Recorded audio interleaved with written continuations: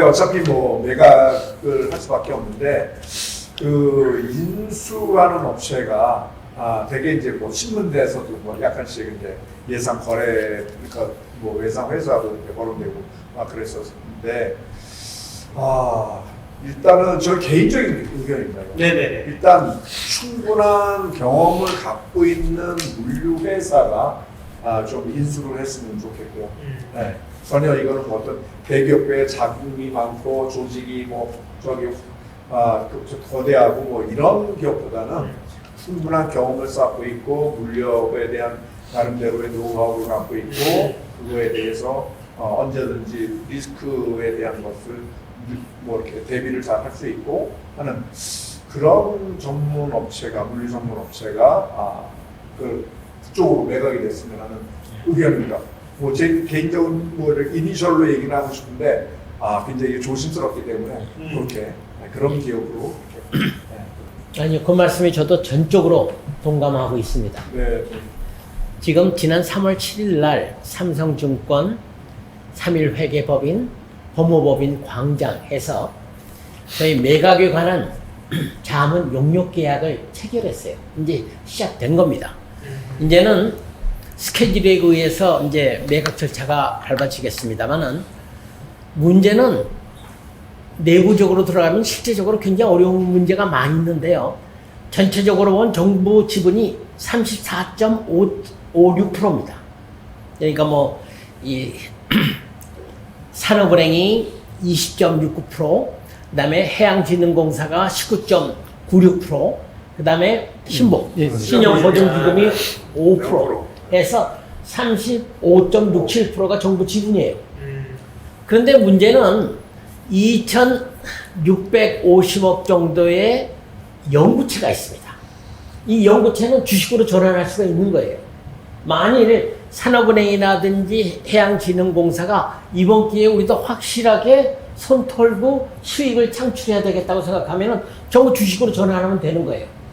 그러면은 액면가 5,000원짜리가 2만 원만 받아도 4배 이상을 받을 수가 있는 거죠. 그런데 문제는 그렇게 전환됐을 때 어느 누가 소위 경영권을 확보하기 위해서는 최소한 더 30-40%의 지분을 확보해야 되는데 누가 소위 그 10조 이상의 돈을 지불하고 HMM을 인수를 할 수 있겠습니까? 더군다나 말씀하신 대로 우리 모든 회원님들이 원하는 대로 회원 전문기업, 최소한 더 회원에 대한 전문적인 소위 경험과 지식을 가지고 있는 기업이 이 HMM을 인수해서 정말 그 목적 그대로 14조라는 유보금이 전부 회원 발전을 위한 투자로 되고 더 나아가서는 회원이 대한민국 기간 산업으로서의 그 역할을 할 수 있는 그 실력을 갖출 수 있는데 투자돼야 된다고 할 때는 바로 회원 전문 기업이라든가 회원에 대해서 인식을 이해를 하고 있는 기업이 인수를 해야 되는데 그런 기업으로서 한 10조 정도 동원할 수 있는 그런 기업은 쉽지가 않습니다. 재벌 기업들 가운데서도요. 그래서 제가 얼마 전에도 신문에 한국경제에 썼습니다만 제 제안은 뭐냐면은 연구체는 연구체니까 채무 아니에요. 그러면은 HMM을 하여금 앞으로 단계적으로 갚아나가게 하고 그리고 정부가 가지고 있는 지분은 한 20-30% 정도를 인수자에게 인수토록 할 것 같으면은 한 3조 정도면 인수할 수가 있는 거예요. 그 대신에 20-30% 정도의 지분밖에 없기 때문에 산업은행과 해양진흥공사는 자기네가 가지고 있는 지분 중에서 한 10% 정도는 자기네가 유무로 가지고 있어서 소위 우호 지분. HMM이 어떤 외부 세력에 있어서 소위 악의적인 M&A를 받지 않도록 소위 이 백기사 노릇을 해달라 이거예요. 백기사 노릇을.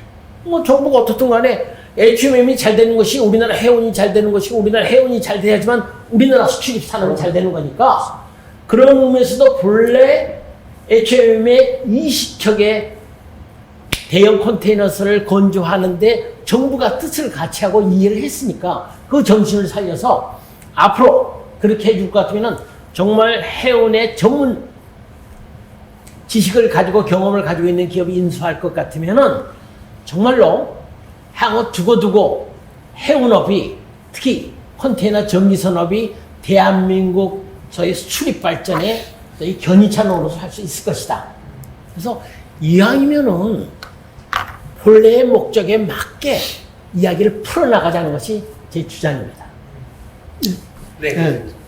정 교수님 말씀 저도 굉장히 동의를 하고요. HMM을 우리가 이제 과거를 돌아다 보면은 현대산업 시절에 부채 비율이 2015년에 2,499%였습니다. 그래서 사실 뭐 파산 직전에 갔었는데 이제 살렸는데 지금 작년에 HMM의 부채 비율이 26%. 뭐 초우량 기업이 된 거죠. 그리고 작년에 잉여 현금 흐름이 10조 8천억입니다. 그래서 지금 현재 그 주가를 보면은 시총이 지금 10조입니다.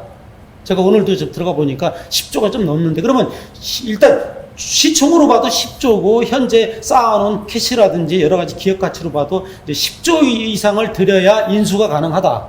근데 지금 현재 우리나라 기업 중에서 뭐 큰 재벌들은 10조를 어떻게든 마련할 수 있겠지만 그 기업들이 추구하는 사업과는 약간 좀 거리가 있습니다. 그렇기 때문에 지금 다들 지금 아직까지는 유보적인 입장을 보이는 거고, 근데 인수하고 싶은 기업은 또 10조가 없습니다. 그렇다면 우리 정 교수님이 말씀한 대로 이제 가장 큰 걸림돌은 이제 산은하고 해진공이 갖고 있는 40.75%, 그 다음에 신보가 갖고 있는 5.02%, 이 부분을 해결을 해야 되는데, 이 상태로는 저는 매각이 불가능하다고 봅니다. 다만 이제 연구체를 해결을 한다면은, 예를 들어서 뭐 중도 상황을 해결해서 현재 있는 캐시 가지고 상환을 좀 하고 몸값을 좀 낮춰가지고 했다면은 앞으로 이제 이것을 인수할 기업은 저는 분명히 있다고 봅니다. 그래서 그런 기업은 물류와 무관한 기업은 저는 인수하면 안 된다. 그동안에 이제 여러 가지 종합물류 내지는 해운이나 종합물류나 글로벌 물류를 많이 해본 경험이 있고, 어느 정도 규모의 경제 또 덩치가 있는 기업이 인수할 때 머스크나 MSC나 뭐 코스코나 이런 데하고 경쟁할 수 있는 또 그런 선사를 더 거듭나지 않겠느냐 생각이 듭니다. 다만 지금 이제 아쉬운 건 뭐냐면은 우리가 지금 HMM의 주식이 2021년에 51,100원까지 갔었습니다. 근데 이제 오늘 제가 보니까 23,300원이에요. 그래서 정확하게 지금 60% 이상이 지금 폭락했습니다. 그러다 보니까 이제 이게 이제 폭락을 해야 몸값이 낮아지기 때문에 인수기업은 좀 유리해요. 사실상은. 그리고 또 이 산업은행은 또 기재부가 91.13%를 갖고 있는데, 이 산업은행 입장에서는 또 보통주로 전환을 해야 된다는 어떤 강박관 내지는 의무가 또 뭐 자기들은 나름대로 생각하다 보니까 이 부분을 전환했을 때 차익이 또 막대합니다. 사실상은 이런 부분에 어떤 딜레마, 지금 이제 제가 이제 이 HMM의 매각에 대해서는 상당히 딜레마가 있고 풀어야 될 어떤 과제들이 있는데, 이런 부분들을 좀 뭐랄까 정부가 좀 나서지 않으면은 이게 스스로 이게 메커니즘에서 작동해서는 제가 볼 때는 현상돼서는 약간 좀 이게 약간 좀 머뭇거리고 좀 오래가지 않겠느냐 이런 생각이 듭니다. 근데 사실 CMA나 뭐 짐이나 이런 데들도 과거에 지금 좀 이제 뭐 기업이라고 그러지만 과거에 아까 우 교수님이 짐라인도 뭐 파산 직전에 갔었고, 사실은 또 세계 3위 선박에서는 CMA도 마찬가지고, 정부의 어떤 그러한 그 백기사의 노릇이 없으면 결국은 불가능합니다. 그래서 그런 부분을 위해서도 그 연구체 해결 부분은 그 시각으로 좀 해결됐으면 좋겠습니다. 그리고 중요한 거는요, 3조 8천억의 그동안의 구제금융을 실질적으로 그 산업은행이 공유한 거나 마찬가지인데요. 그때 보면은 명목상은 정책적인 정책 구제 금융이 있지만은 이자율은 8 내지 10%가 됐었어요. 시중 이자가 3%일 때 8 내지 10%의 이자를 산업은행이 부과를 했었습니다. 사실 따지고 보면 그때 사실 재미는 다 봤어요. 이번에는 좀 관용을 베풀어서 HMM이 정말로 어렵게 살려놓은 HMM이 국가의 기간 산업, 기간 그 회사로서 꾸준히 발전해 나갈 수 있도록 좀 산업은행이 용단을 내려주십사 하는 것이 제 개인적인 바람입니다. 저도 이제 정 교수님 말씀에 전적으로 동의하는 게 뭐냐면, 지금 연구체 같은 경우에 문제가 뭐냐면은 이 연구체가 점점 가면 갈수록 금리가 이자율이 높아집니다. 그리고 이자율이 어떻게 보면은 그 당시에 시중 금리에서 뭐 3년 만기 회사채라든지 이런 금리 수준보다 월등히 높게 해놨어요. 물론 그것은 이제 기차에 의해서 그럴 수도 있는데, 제가 볼 때는 최소한 정부가 갖고 있는 산업은행이 그렇게 했다는 건 약간 좀 이해가 좀 안 되고, 그거는 약간 좀 금리 부분이 너무 과도하지 않느냐. 그럼 결국은 정부가 금리 장사를 한 거 아니냐 이런 생각도 사실상 들거든요. 그러면 어려운 기업을 도와준다면은 금리는 진짜 초저금리로 해가지고 좀 연구체를 했어야 되지 않나 이 부분이 조금 아쉽습니다. 지금 와서.